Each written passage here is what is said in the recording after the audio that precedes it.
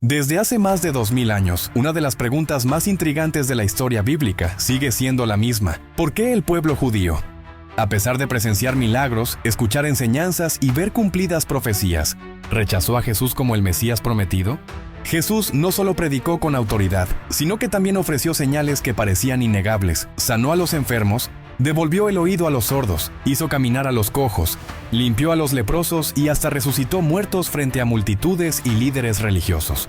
Todo esto mientras los rabinos y maestros de la ley conocían perfectamente las profecías del Antiguo Testamento que anunciaban la venida del Mesías. Y aún así, lo rechazaron. La pregunta es inevitable: ¿por qué, pese a las evidencias, no lo aceptaron?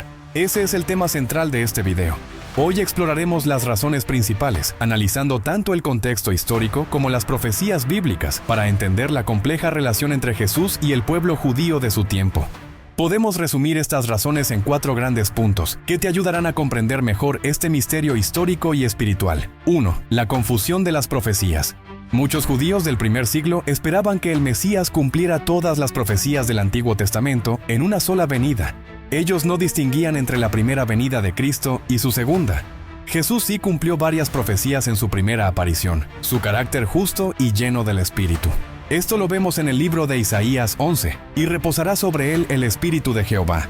Espíritu de sabiduría y de inteligencia, espíritu de consejo y de poder, espíritu de conocimiento y de temor de Jehová. Y le hará entender diligente en el temor de Jehová.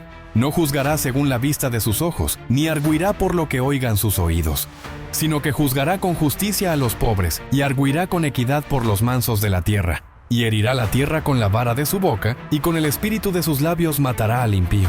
Y será la justicia cinto de sus lomos, y la fidelidad ceñidor de su cintura.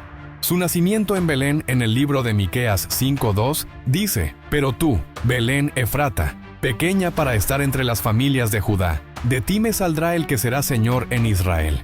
Y sus salidas son desde el principio, desde los días de la eternidad». Su sufrimiento y muerte redentora. Esto se ve claramente redactado en el libro de Isaías 53. Ciertamente llevó él nuestras enfermedades y sufrió nuestros dolores. Y nosotros le tuvimos por azotado, por herido de Dios y abatido. Mas el herido fue por nuestras rebeliones, molido por nuestros pecados. El castigo de nuestra paz fue sobre él, y por su llaga fuimos nosotros curados. Todos nosotros nos descarriamos como ovejas, cada cual se apartó por su camino. Mas Jehová cargó en él el pecado de todos nosotros. Sin embargo, había profecías que Jesús no cumplió en aquel momento, como la restauración política de Israel, la derrota de sus enemigos y la instauración de un reino terrenal de paz universal. Los líderes religiosos, al ver que esas promesas no se materializaban, concluyeron que Jesús no podía ser el Mesías.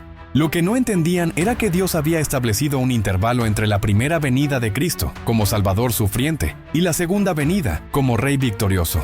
Este intervalo fue descrito por el apóstol Pablo en Efesios 3 y en Colosenses 1 como un misterio oculto por generaciones, donde también los gentiles serían incluidos en la promesa del Evangelio. 2. Lo consideraron blasfemo. Para el pueblo judío, la confesión central de su fe era el Shema. Escucha, Israel, el Señor nuestro Dios, el Señor es uno. Deuteronomio 6:4. Jesús en varias ocasiones afirmó su divinidad de manera directa, cuando declaró: «Antes que Abraham fuese, yo soy», Juan 8:58. Estaba usando el mismo nombre divino con el que Dios se reveló a Moisés: «Yo soy el que soy». Para los líderes religiosos esto era una blasfemia imperdonable. Lo entendieron como una declaración explícita de que Jesús se hacía igual a Dios, algo que iba en contra de todo lo que habían aprendido desde niños. Por eso intentaron apedrearlo en más de una ocasión. 3. Desafió tradiciones y enseñanzas religiosas. Jesús no solo cuestionaba la hipocresía de algunos líderes religiosos, sino que también confrontaba prácticas y tradiciones que, aunque tenían base en la ley, habían sido distorsionadas por siglos de interpretación humana. Ejemplos claros fueron replantear la pureza, enseñando que lo importante no era solo lo externo, sino la limpieza del corazón, Mateo 15. Declarar que el Hijo del Hombre tenía autoridad incluso sobre el sábado, Marcos 2.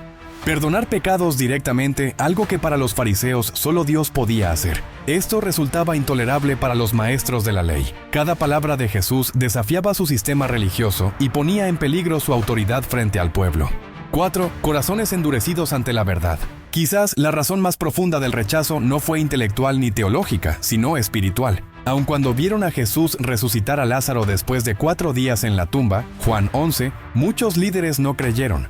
En lugar de aceptar la evidencia, comenzaron a conspirar sobre cómo detenerlo e incluso matarlo. Sus corazones estaban endurecidos. Llegaron a atribuir sus milagros al poder de Satanás y no al Espíritu de Dios. En ese punto, el rechazo a Jesús dejó de ser una cuestión de argumentos y pasó a ser una decisión del corazón. Conclusión y llamado.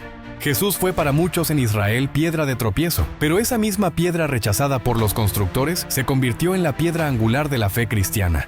El apóstol Pablo explica en Romanos 9:11 que, debido al rechazo de Israel, el evangelio fue abierto a los gentiles, permitiendo que tú y yo también fuéramos injertados en el plan de Dios. Aún así, la historia no termina aquí. La Biblia enseña que, en la segunda venida de Cristo, todas las profecías pendientes se cumplirán y Dios volverá a reunir a su pueblo para establecer su reino eterno. Por eso, nuestra postura como creyentes debe ser la misma que la de Pablo: orar por Israel y anhelar su salvación. Porque el celo del pueblo judío por Dios es real, pero todavía necesitan descubrir en Cristo el cumplimiento de la ley y de las promesas eternas. Y ahora te pregunto, ¿qué piensas tú? ¿Cuáles crees que fueron otras razones por las que los judíos del primer siglo rechazaron a Jesús como el Mesías? Escríbelo en los comentarios, me encantaría leerte. Nos vemos en el próximo video. Dios te bendiga. Por favor, no olvides de darle un fuerte me gusta y de compartir este análisis.